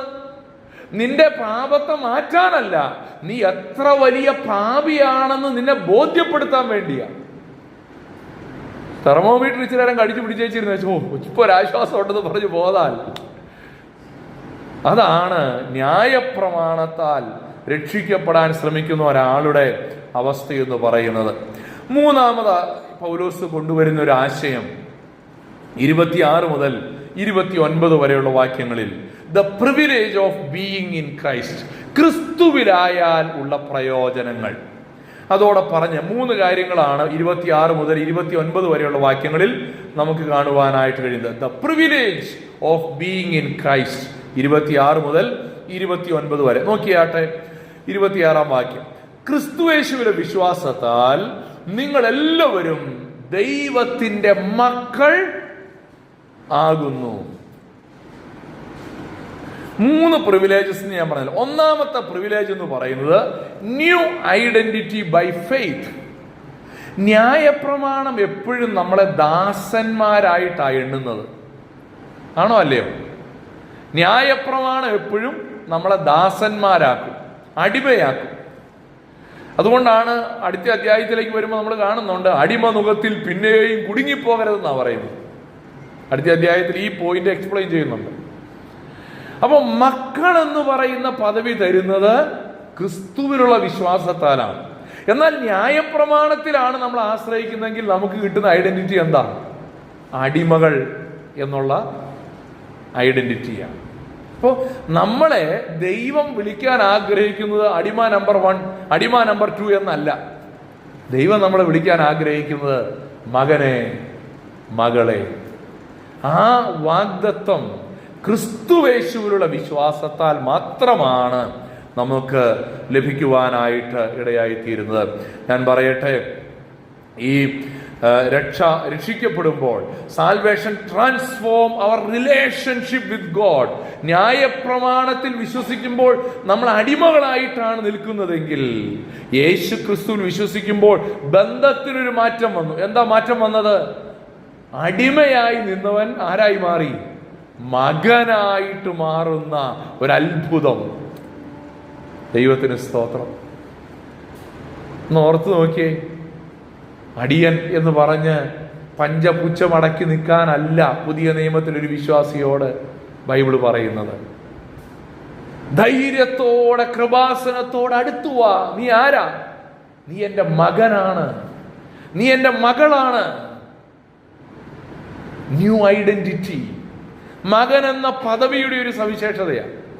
ഈ കോവിഡ് കാലത്ത് ഒത്തിരി സൂം മീറ്റിംഗ് ഉണ്ടായിരുന്നല്ലോ. അപ്പം ഞാനിങ്ങനെ മുറി അടച്ചിട്ട് അകത്തുനിന്ന് ലോക്ക് ചെയ്യില്ല, പക്ഷെ മുറി ഇങ്ങനെ ചാരി ഇട്ടേച്ച് മീറ്റിംഗ് ഒക്കെ കാണുന്നു. മീറ്റിങ്ങിൻ്റെ മെയിൻ ക്ലാസ് കഴിയുമ്പോഴേക്കും എൻ്റെ മോൻ പതുക്കെ കയറി വരും. ചിലപ്പോൾ ക്ലാസ് നടന്നുകൊണ്ടിരിക്കുമ്പോൾ തന്നെ കയറി വരും. എന്നിട്ട് ഇങ്ങനെ സൈഡിലൊക്കെ വന്ന് ക്യാമറയിലേക്കൊക്കെ ഇങ്ങനെ എത്തി നോക്കും, ഞാനിവിടെ ഉണ്ടിട്ടോ എന്ന് എല്ലാവരെയും ശ്രദ്ധ അറിയിക്കാൻ വേണ്ടി. എനിക്ക് അവന് എൻ്റെ മകനായതുകൊണ്ട് അവൻ അതിനുള്ള ഒരു സ്വാതന്ത്ര്യമെടുക്കും. എന്നാൽ നമ്മുടെ വീട്ടിലൊരാളെ ജോലിക്ക് നിർത്തിയിട്ടുണ്ടെന്ന് വിചാരിക്കുക, ആ ആള് കയറി വരൂ. നമ്മൾ വളരെ സീരിയസ് ആയി ജോലി ചെയ്തുകൊണ്ടിരിക്കുകയാണെന്ന് കാണുമ്പോൾ വീട്ടിലെ ജോലിക്കാരൻ ഒരു കപ്പ് ചായയാണ് കൊണ്ടുവന്ന് വെക്കുന്നതെങ്കിൽ ശബ്ദമുണ്ടാക്കാതെ പതുക്കെ കൊണ്ടുവന്ന് വെക്കും. എന്നാ കാരണം? ശല്യപ്പെടുത്തരുത്. പക്ഷെ മക്കളാണെങ്കിൽ ഇത് വല്ല വിഷയമാണോ? അവർ വന്ന് ചിലപ്പോൾ മടിയിൽ കയറി ഇരുന്നെന്നിരിക്കും, ചിലപ്പോൾ തോളത്ത് കയറി ഇരുന്നെന്നിരിക്കും. കാര്യം എന്നാ? മക്കൾ എന്നുള്ള ആ പദവിയാണ്. രണ്ടാമത് മറ്റൊരു കാര്യം പൗലോസ് പറയുന്നത് ന്യൂ യൂണിറ്റി ഇൻ ക്രൈസ്റ്റ്, ക്രിസ്തുവിലുള്ള ഒരു ഐക്യം. നോക്കിയേ 27ഉം 28ഉം വാക്യങ്ങൾ. ക്രിസ്തുവിനോട് ചേരുവാൻ സ്നാനമേറ്റിരിക്കുന്ന നിങ്ങളെല്ലാവരും ക്രിസ്തുവിനെ ധരിച്ചിരിക്കുന്നു. അതിൽ യഹൂദനും യവനനും എന്നില്ല, ദാസനും സ്വതന്ത്രനും എന്നില്ല, ആണും പെണ്ണും എന്നുമില്ല, നിങ്ങളെല്ലാവരും ക്രിസ്തുവേശുവിൽ ഒന്നത്രേ. ഒരു പുതിയ ഐക്യം. ഏതൊക്കെ ഗ്രൂപ്പിനെ കുറിച്ച് പറഞ്ഞിട്ടുണ്ട് അവിടെ? ഇവിടെ ഒരു സ്നാനത്തെ കുറിച്ച് പറഞ്ഞിട്ടുണ്ട്. ഇത് ഏത് സ്നാനമാണ്? ഇത് പരിശുദ്ധാത്മ സ്നാനമാണ്. ഞാനത് തെളിയിച്ചു തരാം. പരിശുദ്ധാത്മ സ്നാനത്തെ കുറിച്ചാണ്. ഒരു വ്യക്തി പരിശുദ്ധാത്മ സ്നാനം പ്രാപിക്കുമ്പോൾ, എപ്പോഴാണ് പരിശുദ്ധാത്മ സ്നാനം പ്രാപിക്കുന്നത്? രക്ഷിക്കപ്പെടുമ്പോൾ. ഒരു വ്യക്തി യേശുവിനെ ജീവിതത്തിന്റെ രക്ഷിതാവും കർത്താവുമായി സ്വീകരിക്കുമ്പോൾ തന്നെ ആ വ്യക്തി പരിശുദ്ധാത്മ സ്നാനം പ്രാപിച്ചു കഴിഞ്ഞു. അങ്ങനെ പരിശുദ്ധാത്മ സ്നാനം പ്രാപിച്ച ആ വ്യക്തി ആ നിമിഷം മുതൽ ക്രിസ്തുവിൽ ഒരൈക്യതയിലേക്ക് കടന്നു വരും. ഏതാണ് ഐക്യത? ക്രിസ്തുവിന്റെ സഭയാകുന്ന ശരീരത്തിൽ ഒരു വ്യത്യാസവും ഇല്ല. യഹൂദനെന്ന് വ്യത്യാസവും ഇല്ല, യവനനെന്ന് വ്യത്യാസവും ഇല്ല, ദാസനെന്ന് വ്യത്യാസമില്ല, സ്വതന്ത്രനെന്ന് വ്യത്യാസമില്ല, ആണെന്ന വ്യത്യാസമില്ല, പെണ്ണെന്ന വ്യത്യാസമില്ല. നിങ്ങൾ എല്ലാവരും ക്രിസ്തുവേശുവിൽ ഒന്നത്രേ. കർത്താവിന്റെ സഭയിലെ ഒരു വ്യത്യാസവും ഇല്ല. ഈ ചില ആളുകളുടെ ഉള്ളിൽ ക്രിസ്ത്യാനികളാണെങ്കിലും ഈ ജാതീയ ചിന്ത നിലനിൽക്കുന്നതിന്റെ കാരണം എന്നാണെന്നറിയാവോ? ഈ പരിശുദ്ധാത്മ സ്നാനത്തിന്റെ അനുഭവത്തിലേക്കും യഥാർത്ഥമായ രക്ഷയുടെ അനുഭവത്തിലേക്കും വരാത്തതുകൊണ്ടാണ്. യഥാർത്ഥമായി ഒരു വ്യക്തി രക്ഷയുടെ അനുഭവത്തിലേക്ക് വന്നാൽ അവന്റെ ഉള്ളിലുള്ള ഈ ജാതിയുടെ മതിൽക്കെട്ടുകളെല്ലാം ഇടിഞ്ഞു പോകും, അത് തകരും, അതിനതീതമായിട്ട് ചിന്തിക്കാൻ കഴിയും. എന്നാൽ പരിശുദ്ധാത്മാവിന്റെ ആ സ്നാനത്താൽ മാത്രമാണ് നമുക്ക് ഈ ഒരു ഐക്യതയിലേക്ക് വരാനായിട്ട്. ഒരു വാക്യം കൂടെ നമുക്കൊന്ന് വായിക്കാം. 1 കൊരിന്ത്യ ലേഖനം 12-ാം അധ്യായം 13-ാമത്തെ വാക്യം. 1 കൊരിന്ത്യർ 12:13. ഇത് മനസ്സിലാകാൻ വേണ്ടി ഞാൻ പറഞ്ഞല്ലോ, ഇത് ജലസ്നാനമല്ല, ഇത് പരിശുദ്ധാത്മ സ്നാനത്തെ കുറിച്ചുള്ള വാക്യമാണ്. അവിടെ പറയുന്നത് ഇങ്ങനെയാണ്. 1 കൊരിന്ത്യർ 12:13. യഹൂദന്മാരോ യവനന്മാരോ ദാസന്മാരോ സ്വതന്ത്രന്മാരോ നാം എല്ലാവരും ഏക ശരീരമാകുമാറ്, അടുത്ത വാക്യം എന്താ? ഒരേ ആത്മാവിൽ സ്നാനമേറ്റും എല്ലാവരും ഒരേ ആത്മാവിനെ പാനം ചെയ്തുമിരിക്കുന്നു. അപ്പോൾ അവിടെ ഈ എപ്പോഴാണ് ഒരു വ്യക്തി സഭയുടെ ഭാഗമായത്? എപ്പോഴാണ് ഒരാൾ സഭയുടെ ഭാഗമായത്? രക്ഷിക്കപ്പെടുമ്പോൾ. അപ്പോസ്തല പ്രവർത്തികൾ 4-ാമത്തെ അധ്യായത്തിൽ നാം വായിക്കുന്നത് ഇങ്ങനെയാണ്: രക്ഷിക്കപ്പെടുന്നവരെ ദിനംപ്രതി സഭയോട് ചേർത്തുകൊണ്ടിരുന്നു. രക്ഷിക്കപ്പെടുന്നവർ ദിനംപ്രതി സഭയോട് ചേർക്കപ്പെട്ടുകൊണ്ടിരിക്കുക. അപ്പൊ രക്ഷിക്കപ്പെടുമ്പോൾ തന്നെയാണ് പരിശുദ്ധാത്മ സ്നാനം. എങ്കിലേ അവർക്ക് എന്ത് ചെയ്യാൻ പറ്റുള്ളൂ? ഒരു ശരീരമായിട്ട് മാറാനായിട്ട്. മനസ്സിലാവുന്നുണ്ടോ? രക്ഷിക്കപ്പെടുമ്പോഴാണ് പരിശുദ്ധാത്മ സ്നാനം. അതിന്റെ തെളിവാണിത്. രക്ഷിക്കപ്പെടുന്നവരെ ദിനം പ്രതി സഭയോട് ചേർത്തുകൊണ്ടിരുന്നു. ആ സഭയോട് ചേരണമെന്നുണ്ടെങ്കിൽ പരിശുദ്ധാത്മ സ്നാനം വേണമെന്നാണ് 1 കൊരിന്ത്യർ 12:13 നമ്മൾ വായിച്ചത്. അവിടെയാണ് ഏക ആത്മാവിനാൽ സ്നാനമേറ്റപ്പോൾ ഒരു ശരീരമായിട്ട് മാറി. ചിലര് യഹൂദന്മാരായിരുന്നു, ചിലർ യവനന്മാരായിരുന്നു, ചിലർ അടിമകളായിരുന്നു, ചിലർ സ്വതന്ത്രരായിരുന്നു, വേറെ ചിലര് സ്ത്രീകളായിരുന്നു, വേറെ ചിലര് പുരുഷന്മാരായിരുന്നു. പക്ഷെ ഈ വേർതിരിവുകളിലെല്ലാം ഇടിഞ്ഞിട്ട് ഒറ്റ ശരീരമായിട്ട് മാറി. അതെങ്ങനാ? രക്ഷിക്കപ്പെട്ടപ്പോൾ അവർക്ക് ലഭിച്ച പരിശുദ്ധാത്മ സ്നാനത്തിലൂടെ അവരൊറ്റ ശരീരമായിട്ട് മാറി. ഈ ഒരു ഐക്യത യൂണിഫോം ഇട്ടാൽ ഉണ്ടാവില്ല. നമ്മൾ ഈ കൊയറിനൊക്കെ യൂണിഫോം തയ്പ്പിക്കും അല്ലേ? ഒരേപോലത്തെ സാരി, ഒരേപോലത്തെ ചുരിദാർ, ഒരേപോലത്തെ ഷർട്ടും പാൻസും. അത് യൂണിറ്റി അല്ല, അത് യൂണിഫോമിറ്റിയാണ്. നമുക്ക് വേണമെങ്കിൽ യൂണിഫോമിറ്റി ഉണ്ടാക്കാം, പക്ഷെ യൂണിറ്റി ഉണ്ടാക്കാൻ മനുഷ്യനെ കൊണ്ട് പറ്റില്ല. യൂണിറ്റി ഉണ്ടാക്കാൻ പരിശുദ്ധാത്മാവിനെ കൊണ്ടേ കഴിയും. പരിശുദ്ധാത്മ സ്നാനത്തിലൂടെയാണ് ആ ഐക്യത ഉണ്ടാകുന്നത്. ഞാൻ മുന്നോട്ട് പോകാനായിട്ട് താല്പര്യപ്പെടുന്നു. 3ാമത്തെ ഐഡന്റിറ്റി നാം അവിടെ വായിക്കുന്നു. 3ാമത്തെ പ്രിവിലേജ് 29ാമത്തെ വാക്യം, ക്രിസ്തുവിനുള്ളവർ എങ്കിലോ നിങ്ങൾ അബ്രഹാമിന്റെ സന്തതിയും വാഗ്ദത്ത പ്രകാരം അവകാശികളും ആകുന്നു. New inheritance in Christ. ക്രിസ്തുവിൽ നമുക്കൊരു പുതിയ അവകാശം, new identity, new unity, new inheritance. പുതിയ ഒരു അവകാശം. ഏതാ അവകാശം? ക്രിസ്തുവിനുള്ളവരെങ്കിലോ നിങ്ങൾ അബ്രഹാമിന്റെ സന്തതിയും വാഗ്ദത്ത പ്രകാരം അവകാശികളുമാകുന്നു. നാം ക്രിസ്തുവേശുവിലായി കഴിയുമ്പോൾ ദൈവീക വാഗ്ദത്തങ്ങൾക്ക് അവകാശിയായി മാറും. പല ആൾക്കാരുടെയും വിചാരം ക്രിസ്തുവിലായി കഴിഞ്ഞാൽ പിന്നെ ഈ ഭൂമിയിലുള്ളതൊക്കെ എന്റെയാണ്. അതല്ല വേദപുസ്തകത്തിന്റെ വാഗ്ദത്തം കേട്ടോ. വേദപുസ്തകത്തിന്റെ വാഗ്ദത്തം ക്രിസ്തുവിൽ. എഫെസ്യ ലേഖനം 1-ാം അധ്യായത്തിൽ വായിക്കുന്നത് സ്വർഗത്തിലെ സകല ആത്മീക അനുഗ്രഹങ്ങളും എന്നാണ് പറഞ്ഞിരിക്കുന്നത്. അല്ലാണ്ട് ഈ നാട്ടിലുള്ള പുഴയും കാടും മലയും റബ്ബറും ഇവിടുത്തെ ബ്രാൻഡ് ന്യൂ കാറൊന്നുമല്ല. അതൊന്നുമല്ല നമ്മുടെ അവകാശം. അത് വിശ്വസിക്കാത്തവനൊക്കെ അവകാശികൾ അതിൻ്റെ. പക്ഷെ വിശ്വസിച്ചവന്റെ അവകാശം ദൈവീക വാഗ്ദത്തങ്ങളുടെ അവകാശമാണ്. ഞാൻ വേഗത്തിൽ പറഞ്ഞ് അവസാനിപ്പിക്കാൻ താല്പര്യപ്പെടുന്നു. ഇന്ന് നമ്മൾ ചിന്തിച്ച വിഷയങ്ങൾ എന്തൊക്കെയായിരുന്നു? Theological themes. 1, ദൈവത്തിന്റെ സ്വഭാവത്തിനും ദൈവിക വാഗ്ദത്തങ്ങൾക്കും മാറ്റമില്ല. ഇതൊരു വളരെ ഇമ്പോർട്ടൻ്റ് ആയ ബിബ്ലിക്കൽ ഡോക്ട്രിനാണ്. ദൈവത്തിന് മാറ്റമില്ല, ദൈവിക വാഗ്ദത്തങ്ങൾക്ക് മാറ്റമില്ല. 2ാമത്തെ ഒരു തീം എന്ന് പറയുന്നത് ന്യായപ്രമാണത്തിന്റെ താൽക്കാലികത, temporary role of the law. ന്യായപ്രമാണം എന്നേക്കും ഇല്ല. അതുകൊണ്ട് ഇന്ന് നമുക്കത് ബാധകമല്ലെന്ന് അതിന്റെ അർത്ഥം. ബാധകമല്ല എന്ന് പറയുമ്പോൾ നിങ്ങളുടെ ചില ചോദ്യങ്ങൾ വരുമെന്ന് അറിയാം. അത് നമുക്ക് അടുത്ത Q&Aയിൽ നമുക്ക് ചോദിക്കാം. 3, the unity of believers in Christ. വിശ്വാസികളുടെ ഐക്യത. ഈ 3 തീമാണ് ഇന്ന് നമുക്ക് കാണുവാനായിട്ട് ഇടയാക്കിയിരുന്നത്. അതുകൊണ്ട് നമ്മുടെ ജീവിതത്തിൽ നമുക്ക് ചില ആപ്ലിക്കേഷൻസ് ഉണ്ട്. 1, ദൈവത്തിന്റെ വാഗ്ദത്തങ്ങളെ മുറുകെ പിടിക്കുക. എന്തു വന്നാലും, സങ്കീർത്തനക്കാരൻ പറയുന്ന പോലെ, സമുദ്രം ഇരച്ച് കലങ്ങിയാലും, പർവ്വതങ്ങൾ കുരുങ്ങി സമുദ്രമധ്യ വീണാലും ഞാൻ എന്ത് ചെയ്യില്ല? ഞാൻ കുരുങ്ങിപ്പോവില്ല, ഞാൻ പുറകോട്ട് പോകില്ല. No turning back. Trust in God's faithful promises. ഞാൻ പല സ്ഥലത്തും പറഞ്ഞിട്ടുള്ളൊരു കാര്യമാണ്.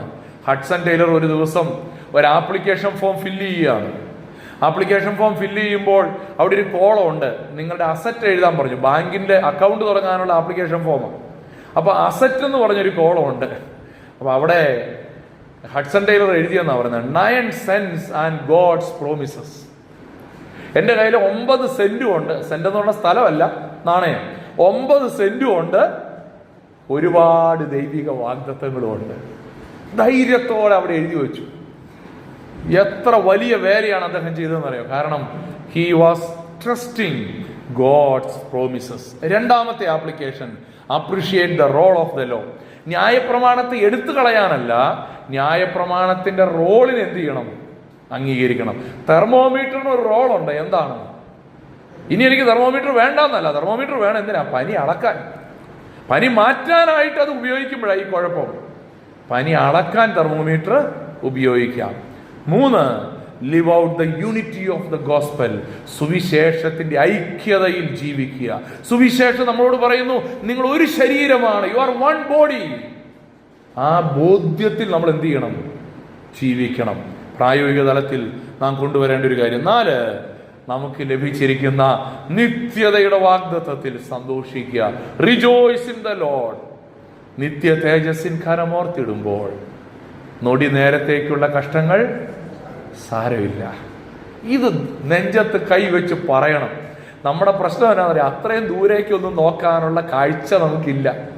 നമ്മൾ ഈ ആഴ്ചത്തെ കാര്യത്തിന് അപ്പുറത്തേക്ക് ചിന്തിക്കാനേ നമുക്ക് പറ്റുന്നില്ലല്ലോ, അല്ലേ? ഞാൻ പറയുന്നത് സത്യമാണോ?